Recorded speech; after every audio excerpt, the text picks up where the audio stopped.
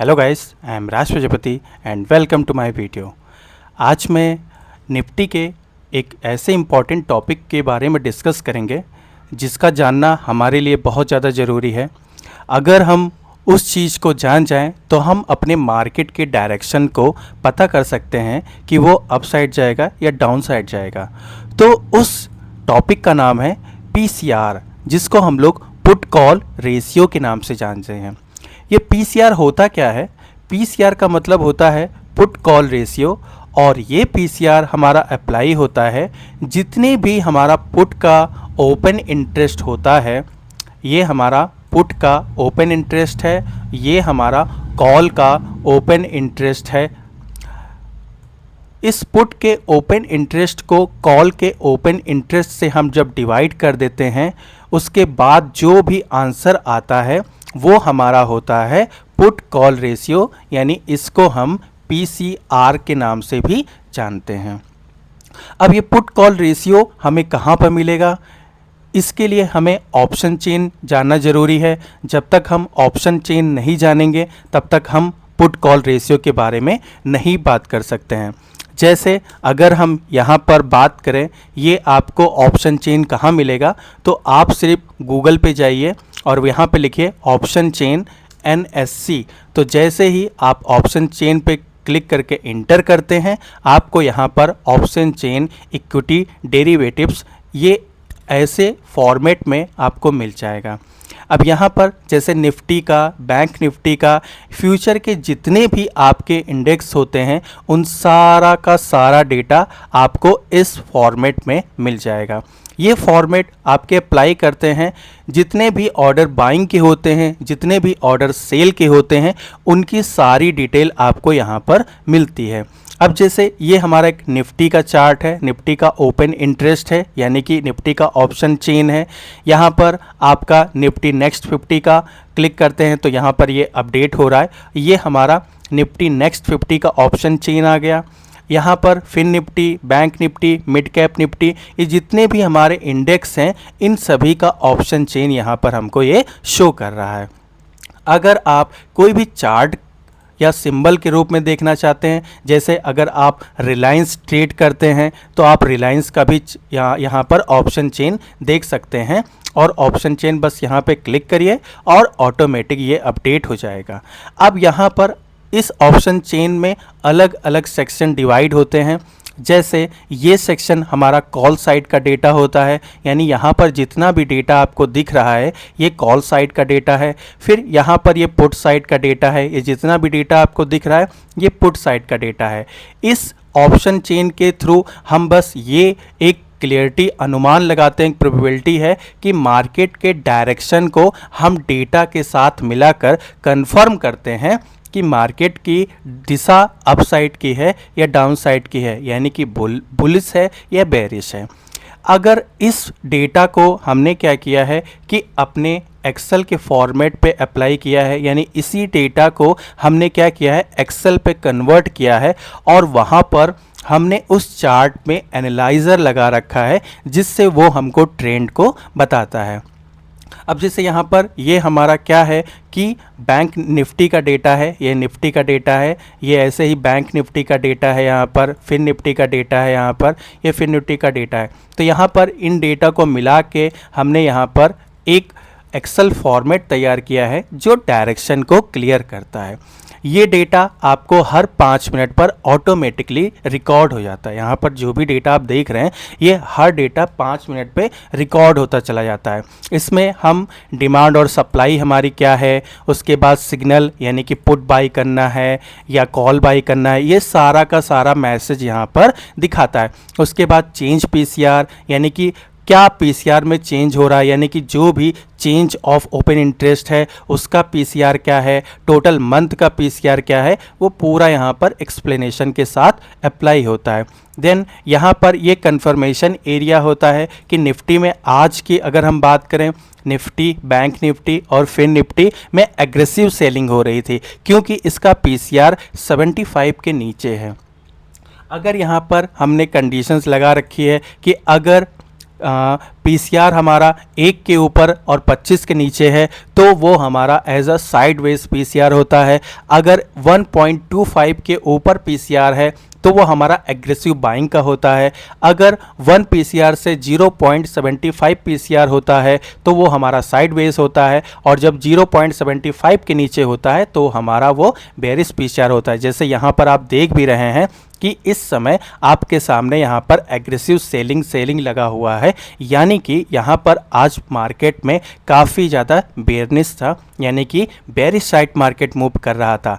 शुरुआत में यहाँ पर हम देख रहे हैं कि निफ्टी में काफ़ी ज़्यादा बेरिश है, लेकिन बैंक निफ्टी और फिम निफ्टी आज सुबह बुलिश था, बट उसको निफ्टी ने क्या किया, बेरिश कर दिया, और उसके बाद बैंक निफ्टी तो बहुत ज़्यादा बेरिश हो गया। उसके बाद यहाँ पर निफ्टी में कॉल साइड का डेटा, यानी कॉल साइड का चेंज इन इंटरेस्ट, यानी at this time change of open interest call side का ये है, यानी इतनी राइटिंग की जा रही है कॉल साइड की, पुट साइड की इतनी राइटिंग की जा रही है निफ्टी में। अगर बैंक निफ्टी की बात करें तो बैंक निफ्टी पर इतने लोग कॉल राइट कर चुके हैं और यहाँ पर तो माइनस में चला गया है डेटा, यानी कि आज बैंक निफ्टी में कम से कम पुट राइटिंग की गई है, अधिकतर लोगों ने सिर्फ पुट को बाइंग की है। ये डायरेक्शन हमें क्लियर कर देता है। उसके बाद फिर निफ्टी में तो देख रहे हैं तो 2690, यानी डेटा बहुत कम है, कॉल राइटिंग बहुत कॉल साइड ज़्यादा हुई है और पुट साइड बहुत कम की गई है। इसको फिर हमने चार्ट में कन्वर्ट कर दिया कि निफ्टी का ये डेटा, यानी ये जो डेटा है इसी को यहाँ पर ये चार्ट में भी शो हो रहा है कि यहाँ से हम डायरेक्शन को क्लियर कर सकते हैं। तो अगर ऐसे पीसीआर पे हमें अपने काम करते हैं तो जिसे ज़्यादा से ज़्यादा हमको क्लियरिटी नज़र आता है। अगर हम यहाँ पर निफ्टी का चार्ट देखें और बैंक निफ्टी का भी चार्ट देखते हैं तो चार्ट में हम देख भी रहे हैं कि मार्केट में आज क्या है, बेयरिश साइड ज़्यादा मूवमेंट किया है मार्केट ने। अगर हम इसको और बड़ा कर दें और इसको थोड़ा सा जूम करते हैं तो अगर हम सेंसेक्स निफ्टी की बात करते हैं तो निफ्टी में हम यहाँ पर देख भी रहे हैं कि निफ्टी का जो डेटा है वो काफ़ी ज़्यादा बेयरिश साइड था, और यहाँ के चार्ट में भी आप देख रहे हैं कि मार्केट की डायरेक्शन डाउन साइड की है। लेकिन जैसा कि मैंने बताया था, अभी एक पॉइंट मैंने हाईलाइट किया था कि बैंक निफ्टी का जो डेटा है वो ज़्यादा बेयरिश शो कर रहा था। अब आप यहाँ पर निफ्टी का चार्ट देख रहे हैं तो कुछ इस अकॉर्डिंग है, यानी कि एज एक तरफ से यहाँ पर ज़्यादा मूवमेंट डाउन साइड की नहीं गई है, यानी कि ज़्यादा बेयरिश नहीं था निफ्टी। बट अगर हम इसको बैंक निफ्टी में कन्वर्ट कर दें तो मार्केट ने बैंक निफ्टी में ज़्यादा बेयरिश शो यहाँ पे कर रहा है, क्योंकि ये हमारा जो डेटा था उसने हमको पहले ही क्लियर कर दिया था कि निफ्टी से ज़्यादा बैंक निफ्टी का डेटा ज़्यादा बेयरिश साइड है, यानी कि एग्रेसिव सेलिंग हो रही है, यहाँ पर कॉल राइटिंग ज़्यादा हो रही है, पुट बाइंग ज़्यादा हो रही है। तो यहाँ पर निफ्टी के अपेक्षा बैंक निफ्टी काफ़ी ज़्यादा शार्प मूवमेंट में गया है। यही हाल फिन निफ्टी में भी होगा, क्योंकि फिन निफ्टी और बैंक निफ्टी काफ़ी ज़्यादा सिमिलर हैं। तो यहाँ पर सेम हम डायरेक्शन देख सकते हैं कि यहाँ पर क्या है कि डेटा उसी अकॉर्डिंग कन्वर्ट किया गया है। तो ऐसे ही डेटा को अगर हम देखें तो यहाँ पर हम एक कंफर्मेशन के साथ कह सकते हैं कि डेटा हमारा बेयरिश है तो चार्ट भी हमारा क्या होगा, बेयरिश होगा। अगर हम बैंक निफ्टी की बात करें तो निफ्टी के अगर चार्ट को एनालाइज करते हैं तो सबसे पहले 5 मिनट के टाइम फ्रेम पर एनालाइज करते हैं। तो 5 मिनट के टाइम फ्रेम पर सबसे पहले हमें क्या देखना होता है कि मार्केट में जो भी कल की क्लोजिंग हुई थी मार्केट उसके नीचे ही ओपन हुआ है, यानी कि यहाँ पर जो भी हम देख रहे हैं वो मार्केट में क्या है, ऑलरेडी यहाँ पर क्या किया, सभी लोगों ने यहाँ पर जितने लोग का साइडवेज था उनके यहाँ पर एसएल उड़े। अब एसएल उड़े तो जाहिर सी बात है नीचे ही जाएगा, पर नीचे जाने के बाद यहाँ पर अप साइड आया, देन डाउन साइड यहाँ पर मूवमेंट करने लगा। तो ऐसे ही देन उसके बाद अगर हम बात करें यहाँ पर और चार्ट को अच्छे से एनालाइज करने पर, तो इसको हम 1 मिनट के टाइम फ्रेम पर अप्लाई करते हैं। अब 1 मिनट के टाइम फ्रेम पर हम यहाँ पर चार्ट को आज एनालाइज करते हैं। तो सबसे पहले हम यहाँ पर देखते हैं कि मार्केट ने इसके हाई को यहाँ पर, ये हमारा आज का हाई बना और मार्केट आज हाई को ऊपर क्रॉस ही नहीं कर पाया। उसके बाद यहाँ से हमारा एक लो बना, यहाँ पर लो बना। मार्केट ने क्या किया, पूरे 10:10 तक के मार्केट एक रेंज में ही रहा और उसके बाद इसको क्या किया, ब्रेक किया। यहाँ पर जैसे ही ब्रेक किया मार्केट में अब क्लियरिटी हो गई कि अब बेयरनेस आ गई है, यानी कि बेयरिश साइड मार्केट अप्लाई कर रही है। तो उसके बाद फिर यहाँ से where is undo this one, okay now this one. अब यहाँ पर ये हमें कंफर्म हो गया। कंफर्म होने के बाद यहाँ पर क्या हुआ, ये हमारा हुआ ब्रेक ऑफ स्ट्रक्चर। इसको हम हाईलाइट कर लें।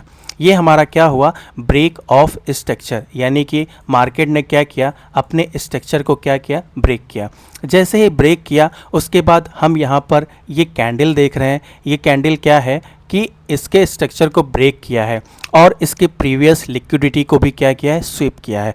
तो मार्केट में हम वेट करेंगे कि अगेन यहाँ पर जब भी प्राइस इस जोन पे आएगा तब यहाँ पर ऑलरेडी हम यहाँ पर फिर से पुट बाइंग करेंगे या कॉल को हम राइट करेंगे। तो मार्केट में क्या किया, एक जिगजैग पैटर्न बनाया और उसके बाद मार्केट उसी पॉइंट ऑफ इंटरेस्ट पे आया। अगेन फिर से मार्केट में डाउनफॉल अगेन आया। उसके बाद यहाँ पर इतनी सारी तो चीज़ें की, लेकिन उसके साथ साथ यहाँ पर लिक्विडिटी एरिया भी क्रिएट किया। जैसे लिक्विडिटी एरिया क्या होता है, जहाँ पर लोगों के एसएल हिट होते हैं और जहाँ पर लोगों के एसएल पड़े होते हैं। अब यहाँ पर हम यहाँ पर देख भी रहे हैं कि मार्केट में अगर हम यहाँ कॉल साइड लेना होता तो सबसे पहले यहाँ पर स्ट्रक्चर को क्या किया, इसने ब्रेक किया, यानी इस कैंडल ने ब्रेक किया। ब्रेक करने के बाद ये हमारा एक इंड्यूसमेंट एरिया है, यानी कि ये क्या है, एक आईडीएम है। उसके बाद अगर हम यहाँ से फिर से एक स्मॉल क्वांटिटी में बाई साइड जाना चाहते तो यहाँ से हम बाई साइड जाते और यहाँ तक के हमको रैली यहाँ तक के मिल जाती। उसके बाद अगेन फिर से ये हमारा क्या हुआ, एक फिर से ब्रेक ऑफ स्ट्रक्चर हुआ और ये जो ब्रेक ऑफ स्ट्रक्चर हुआ ये काफ़ी ज़्यादा हाई वॉल्यूम में हुआ। यानी आप यहाँ के वॉल्यूम को देख रहे हैं कि मार्केट में एग्रेसिव सेलिंग अप्लाई हो रही है। उसके बाद फिर से अगर हम यहाँ पर देखें तो मार्केट में क्या किया, ये हमारा जो जोन था एक एफवीजी एरिया है, क्योंकि यहाँ पर कोई भी वॉल्यूम अच्छे से नहीं आया है। तो हम इसको मार्क कर लेंगे। अगेन फिर से यहाँ पर हमारा क्या हुआ, ब्रेक ऑफ स्ट्रक्चर हुआ। ये हमारा ब्रेक ऑफ स्ट्रक्चर हुआ। मार्केट में यहाँ पर लिक्विडिटी क्रिएट की गई और दोबारा एसएल हंटिंग हुई। एसएल हंटिंग होने के बाद फिर से ऊपर की लिक्विडिटी हमारी पेंडिंग रह गई थी। ये हमारा एक ऑर्डर ब्लॉक बहुत लोग मार्क करके रखते हैं, पर ये ऑर्डर ब्लॉक नहीं है, ये एसएमटी होता है जिसको बोलते हैं स्मार्ट मनी ट्रैप। अगेन हमारे जोन पे फिर से आया और फिर से आने के बाद हम यहाँ पर देख रहे हैं कि प्राइस ने फिर से एक डाउनफॉल को अप्लाई किया, एक लिक्विडिटी एरिया बनाया और डाउनफॉल फॉल कर गया। अगेन फिर से हम यहाँ पर देख रहे हैं कि मार्केट ने क्या किया, लोगों के एसएल को हंट किया। ये हमारा एक लिक्विडिटी स्वीप एरिया है, यानी यहाँ पर लिक्विडिटी को क्या किया है, स्वीप किया गया है यहाँ पर। अगेन फिर से मार्केट ने क्या किया, यहाँ पर ऊपर गया। ऊपर जाने का कारण भी है हमारे पास, क्योंकि यहाँ पर एक हमारा पॉइंट ऑफ इंटरेस्ट है और जैसे ही उस पॉइंट ऑफ इंटरेस्ट पर मार्केट आया, यहाँ पर ऑलरेडी लिक्विडिटी क्रिएटेड है। यहाँ पर बहुत लोग क्या करेंगे, यहाँ पर इसको डबल टॉप मान लेंगे और यहाँ से अगेन जब यहाँ पर आएगा तो वो सोचेंगे हमको यहाँ पर सेल करना है। पर मार्केट में डबल टॉप डबल बॉटम कुछ नहीं, सब कुछ लिक्विडिटी होती है। अब यहाँ पर जैसे ही प्राइस पॉइंट ऑफ इंटरेस्ट पे आया, इंटरेस्ट पे आने के बाद फिर से यहाँ पर डाउनफॉल कर गया, आप यहाँ पर देख भी रहे हैं। तो ये हमारा चार्ट को रीड करने का तरीका होता है जो एसएमसी के थ्रू होता है, जिसमें अगर आप चार्ट को रीड करना सीख जाएंगे तो आप अपने ट्रेड को अच्छे से ले पाएंगे और एक डायरेक्शन के अनुसार ले पाएंगे। अब यहाँ पर बहुत लोग ये सोच रहे होंगे इस जगह पर कि मार्केट में सेलिंग ज़्यादा हुई है, यहाँ पर क्या हो गया, सेलिंग ज़्यादा हो गई, यहाँ पे क्या हो गया, सेलिंग ज़्यादा हो गई, यहाँ पे क्या हुआ, सेलिंग ज़्यादा हो गई और मार्केट में यहाँ पर सब लोगों ने क्या किया, कॉल लिया होगा। लेकिन ये एक सिंपल सा MSS नहीं है, यानी मार्केट स्ट्रक्चर शिफ्ट नहीं हुआ है, ये सिर्फ एक ओनली छोटा सा पुल बैक हुआ है। जब मार्केट में डाउन साइड मार्केट फॉल होता है तो वो एक स्मॉल पुल बैक लेता है। वो पुल बैक इंड्यूसमेंट को ग्रैब करने के लिए या इंड्यूसमेंट को स्वीप करने के लिए वो पुल बैक लेता है और जब इंड्यूसमेंट स्वीप हो जाता है अगेन मार्केट में जिस डायरेक्शन में चल रहा होता है अगेन उसी में ही कंटिन्यू फिर से उसी डायरेक्शन में चलता है। तो ये चार्ट को देखने का एक नज़रिया है। अगर आप एसएमसी के थ्रू चार्ट को रीड करना सीख जाएंगे तो आपको अपने चार्ट में काफ़ी ज़्यादा क्लियरिटी आप अपने चार्ट को महसूस करेंगे। आपको कोई इंडिकेटर लगाने की ज़रूरत नहीं पड़ेगी। अगर हम यहाँ पर कि हमने यहाँ पे क्या किया है कि एसएमसी के थ्रू किया है, अगर हम यहाँ पर इंडिकेटर लगा देते हैं, बाय द वे यहाँ पर इंडिकेटर लगा देते हैं, मान लीजिए 50 EMA का इंडिकेटर लगा देते हैं, तो यहाँ पर जैसे ही मार्केट में 50 का इंडिकेटर हम लगाते हैं, 50 EMA का इंडिकेटर यहाँ पे हम लगाते हैं, तो 50 के इंडिकेटर में भी हमें बहुत सारी चीज़ें कंफर्म करनी पड़ती है।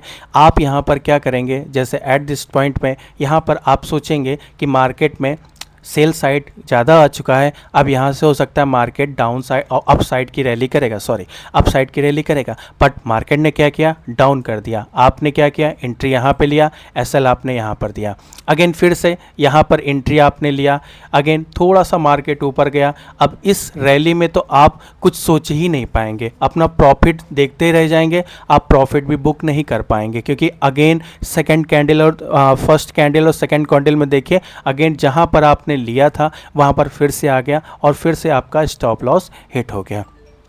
अगेन फिर से आपने यहां पर सेलिंग फिर से की, इस जगह पर बाइंग फिर से की, यहां पर दिस वन, यहां पर फिर से बाइंग की, अगेन फिर से मार्केट ऊपर गया और स्मॉल क्वांटिटी में स्मॉल पुल बैक्स में वो नीचे चलाया। इसमें तो आपका ऑप्शन का प्रीमियम भी नहीं बढ़ेगा कि हो सकता है कुछ पैसा बढ़ भी जाए, क्योंकि यहाँ पर मार्केट में ऑप्शन में अगर आप ट्रेड कर रहे हैं तो जब तक हाई मोमेंट नहीं मिलेगा तब तक आपका प्रीमियम का प्राइस भी इंक्रीज़ नहीं होगा। तो ये सारी चीज़ें देखी जाती है चार्ट में। अगर आप EMA के थ्रू लेते हैं तो ज़्यादा कन्फर्मेशन में ज़्यादा SL हिट होते हैं और अधिकतर ट्रेड हमारा लॉस में जाता है। आई होप कि आप लोगों को वीडियो अच्छी लगी होगी। अगर अच्छी लगी है तो प्लीज़ लाइक करें, कमेंट करें, सब्सक्राइब करें और ऐसे ही नई वीडियो नई चीज़ें जानने के लिए हमारे चैनल को सब्सक्राइब करें। आपको इस चैनल में काफ़ी चीज़ें क्लियरिटी नज़र आएंगी चार्ट को रीड करने में। जब आप चार्ट को रीड करने लग जाएंगे तो आपको अच्छी तरीके से और भी बहुत सारी ट्रेड की अपॉर्चुनिटी मिलेगी जिस पे आप अपना ट्रेड को ले सकते हैं। अगर आपके कुछ सजेशन है, कुछ कमेंट है तो प्लीज़ हमें कमेंट सेक्शन में ज़रूर मेंशन करें। आज के लिए इतना ही। Thank you.